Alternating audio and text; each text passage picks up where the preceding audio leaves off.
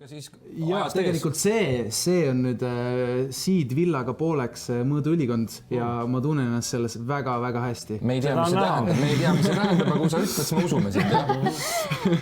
Et ma usun just see erilisus ja see passion, mis meil tuleb just selle Egregori poolest, et me teeme perega asja ja tõesti südamega ja ma usun, et see, et me just laienema, teeme rohkem Eestis asju, teeme kohapeal asju, sellist asja ei ole Euroopas kuskil, et tehakse mõõdusärgid koha peal. Jüri oli seal samas, talle me tegime 2 tunniga. Absoluutselt. Tõesti, jah?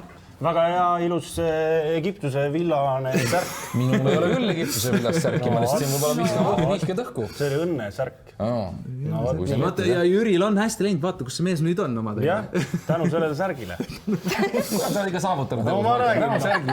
Kõik tänu ühele särgile. Kuulge. Nüüd selle sünnipäevaga seoses ka on tulnud uus kollektsioon Tauri Grand, kus ma tõesti tegin algusest lõpuni kollektsiooni. See on väga klassikaline, aga tõesti need kangad, detailid, et see mees, et see on nagu fundament. Et kui mees kannab seda, see on tegelikult kõik, mis ta vajab oma riidekapis.